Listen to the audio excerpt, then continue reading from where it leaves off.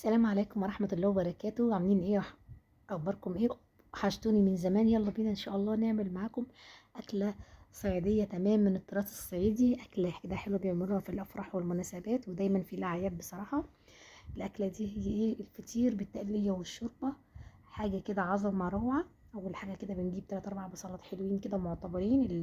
التقلية بتاعة الفطير بصل كتير، هي كده بصراحة هنا الميزة بتاعته. والاكل بتاعه بيخلي البصل بيخلي الشوربه بتاعه الفطير مسكره جدا، او التقليه بتاعه الفطير مسكره جدا ولذيذه وحلوه جدا. نجيب بصلتين كده ونقطعهم، بصلتين 3 كده نقطعهم ونحمرهم في ماده دهونيه، سمنه او زيت مش مشكله خالص، لان كده كده بنجيب سمنه.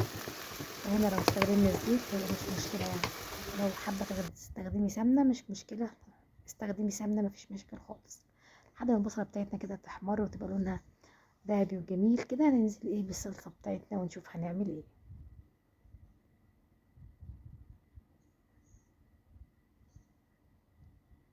هنا البصله بتاعتي احمرت وبقت دهبي، ونزلت بكيس صلصه من اللي انا مفرزاهم.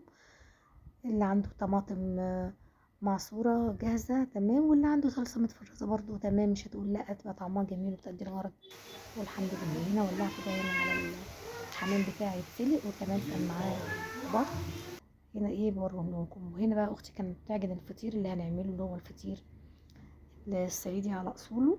الفطير ده بيكون مش مشلتت ولا حاجه، بيكون فطير يعني زي الرقاق، بس بيكون طري وبيكون كبيره شويه زي الرقاق بالظبط المصري، ولكن ايه بيكون طري زي الرقاق الطري، بس بيكون حجمه كبير شويه، وبنعمله وبنقطعه بطريقه تانية خالص غير طريقه الرقاق. تمام كده. هي هنا عجنته بميه ودقيق وملح، مفيش اي اضافات تانية غير ميه ودقيق وملح وبس. عجينه عاديه خالص من غير خميره. وبعد كده ايه بنغطيه، وبعد كده لما نروح نجهزه يعني بنقطعه، بنسيبه كده ونركنه لحد لما ايه نروح عند الفرن. انا هنا نزلت الطماطم بتاعتي وبدات هي تفك معايا الصلصه، اغطي عليها وازود شويه شوربه واغطي عليها واسيبها لحد لما ايه تفك خالص الطماطم وتتسبك. هنا هي اول ما تتسبك شويه اضيف لها كوبشتين شوربه، شويتين شوربه يعني كده. بعد كده ايه اسيبها ايه تتسبك. اول ما بتتسبك على فكره، في ناس بقى بتهرسها بالهراس، وفي ناس بعد ما تبرد كده ضربها في الخلاط علشان البصل ده يتفرم ويدي طعم مسكر جدا في الصلصه بتاعت.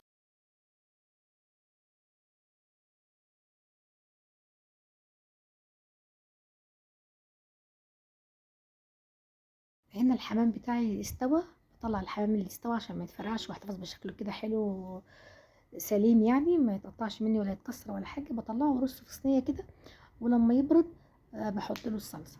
تمام، بركنه كده عندي في الفرن البوتاجاز لحد ما كل الطيور تستوي. بصوا هنا الصلصه بتاعت الفطيره، هي ضربت البصل في الخلاط زي ما قلت لكم، ولو عندي هرس طبعا كنت هرستها. المهم بعد كده باخد شويه صلصه من دي عشان احمر بيها اللحمه بتاعتي اللي هو الحمام والبط يعني، وبشيلهم على جنب. وبعد كده بزود بقى كل الصلصه الباقيه بالشوربه. والميزه هنا بقى هما كده بيعملوا الاكله دي كلها بتبقى شوربه علشان هنفت بيها ايه الفطير. تمام، فباخد شويه صلصه حلوين كده، بخليهم لتحمير اللحمه او للبط او للحمام زي ما قلت لكم، وبخلي الباقي بزود بقى شوربه علشان يبقى طعم الفطير حلو بقى، ويبقى بس من الشوربه كده لما نيجي ايه نفته. زودي بقى شوربه زي ما انت عايزه، يعني مش بقى الشكل صلصه تقيله، لا هي بتبقى صلصه خفيفه ليه عشان نزود بيها طعم الشوربه، تبقى طعمها جميله جدا. والاكله دي مشهوره جدا جدا في الاعياد، وكمان في ناس بتعملها كل يوم خميس. اكله حلوه طبعا من التراث الصعيدي على فكره يا جماعه، هي والمصبوبه اهي. بصوا كده، واظبط بقى الملح بتاعي واظبط الفلفل الاسود، ولو بتحبوا كمان طعمها شطه حطوا شويه شطه، بس هما ايه بصراحه مش بيحبوا الشطه، انا بس اللي بحبها فهحط في طبق جنبي يعني. واسيبها تغلي وتتسبك. بعد ما احط لها الشوربه بتاعتها كده واظبطها تلاقي طعمها روعه.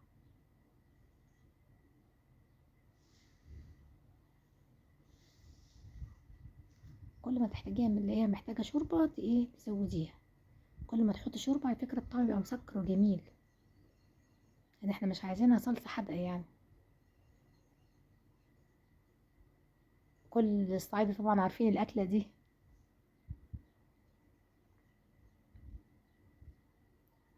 حد مظبط، بس ايه يعني تبقى حاجة شفته كده زي العدس اللي بنفته في مصر كده في القاهرة.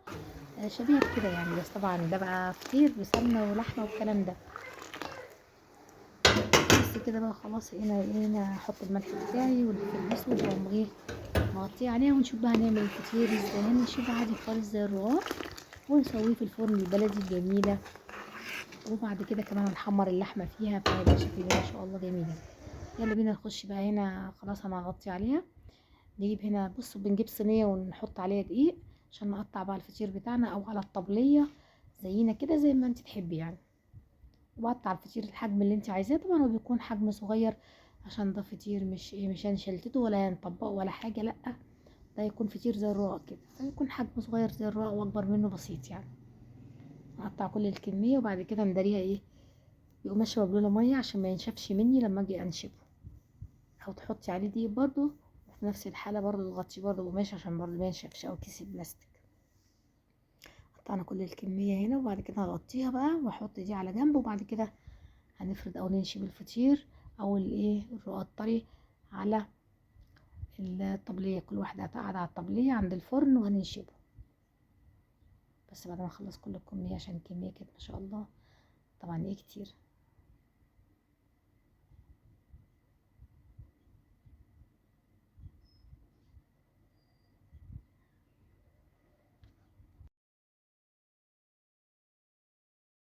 هنا بقى بوريكم الفطير ان احنا غطيناه بقماشة، والقماشة دي ايه مبلولة.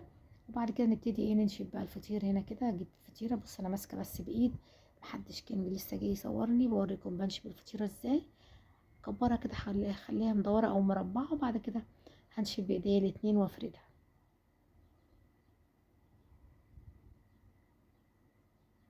اقعد افرد فيها لحد ما تبقى فطيرة كبيرة كده. طبعا مش هخليها كبيرة قوي عشان مش هتنيها ولا اطبقها ولا احط لها سمنة ولا حاجة، مش هتبقى مشلتت يعني. هي هتبقى فطيرة عادية زي الراق، بالشوربة يعني.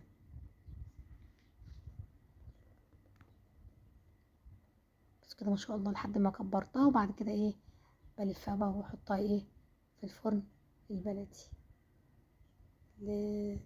تقعدي تفردي فيها لحد ما تحسي ان هي خلاص بقى جابت اخرها يعني، مش هتتفرد تاني. يبقى خلاص. لما طول ما هي بتديكي فرد وبتكبر خلاص. ممكن كمان اعملها زي الفطاطري كده بايدي واكبرها شويه زي ما انتم شايفين كده. مش عارفه بس ابني كان بيصورني فايه ما عرفش يظبط قوي يعني الصوره. انا كده ماسكاها بايديا الاتنين وبعملها زي ايه الفطاطري. هي ما شاء الله كبرت خلاص. بقى كده الفها وايه هوديها على الفرن عشان تستوي. نلفها على النشابه دي ونحطها في الفرن، ونفردها بالراحه كده جوه الفرن. هيبقى شكلها كده جوه الفرن. ما عرفش يصورني، ما انا حطيتها جوه الفرن كده. واول ما ت- ترتفع كده بسيط بنشيلها على طول عشان ما تنشفش. هنا خلاص بقى كانت البطه استوت. طلعت البطه عشان ارصه هنا في الصينيه. حطيت شويه صلصه من تحت، وبعد كده رصيت عليها الطيور بتاعتي زي ما انتم شايفين كده. وبعد كده هداري برضو وشها بالصلصه تاني علشان ايه اوديها الفرن ايه تتحمر هي والحمام. بغطيها كده بالصلصه اللي انا خدتها من الاول.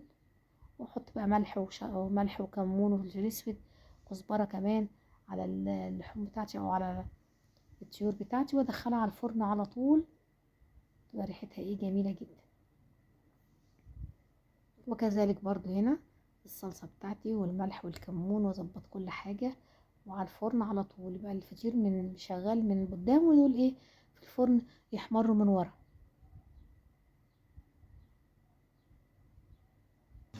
معلش كلنا ما شاء الله احمروا وطلعوا تحفه ما شاء الله. يستاهلوا بقكم. منتهى الجمال. حلوين جدا. في الحمام ما شاء الله اهي.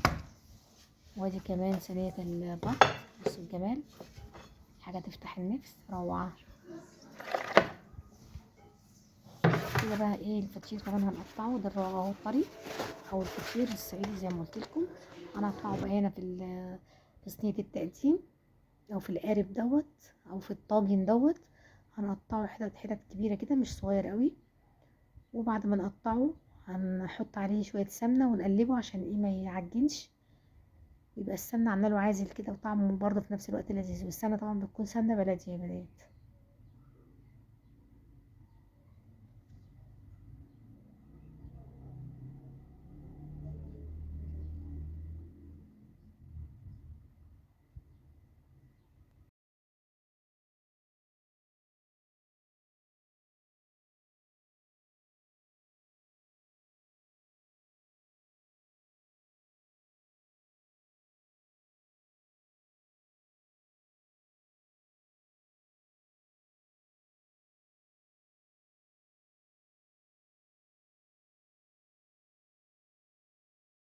يعني بنقطع حوالي 3 فطاير 4 فطاير على حسب عدد اللي هياكل. لو كانوا 2 يبقى فطيرتين، لو كانوا 3 يبقى اكتر كده يعني. وبعد كده بعد ما بقطعهم كده بظبطهم في القالب بتاع التقديم، وبجيب معلقتين 3 او كبشة سمنة بلدي بصراحة كده سخنة وسايحة، وبقلبها مع الفطير علشان ايه يدي طعم جميل. دي اهي السمنة بحطها وبعد كده بقلبهم. وبعد كده كمان بضيف على الوش سمنة بلدي يعني. بس الميزة في دي مش بتخلي الفطير بتاعنا يعجن ويبقى طعمه جميل، وتاكلي منه ما تشبعيش منه بصراحة. وبعد كده بنزل بقى ايه بالشوربة اللي هي بالتقلية اللي انا وريتها لكم وعملتها معاكم. اتمنى طريقة الفطير على الطريقة الصعيدية تكون عجبتكم. في ناس كتير حبايبي بيحبوا الاكلة دي، ان شاء الله يجونا وينورونا واعملها لهم. شايفين بقى طعمه جميل جدا، الشوربة مسكرة جدا وطعمها لذيذ بصراحة، وعليها السمنة البلدي بيدي طعم رهيب. وفي ناس كمان على فكرة بتدخل الصينية دي بعد ما بتعملها كده في الفرن شوية صغيرين تتشمع وتطلع تاني. ودي برضو السمنة زي ما وريتكم، زي ما قلت لكم السمنة البلدي على الوش. في ناس برضو بتحط اللحمة فوق منه وتقدمه، وفي ناس بتحط الحمام زي كده، بيكون 2 هياكلوا ونحط لهم الحمام. والف هنا وشفا، وبتمنى الفيديو بتاعي يكون عجبكم. متنسوش اللايك والاشتراك في القناة.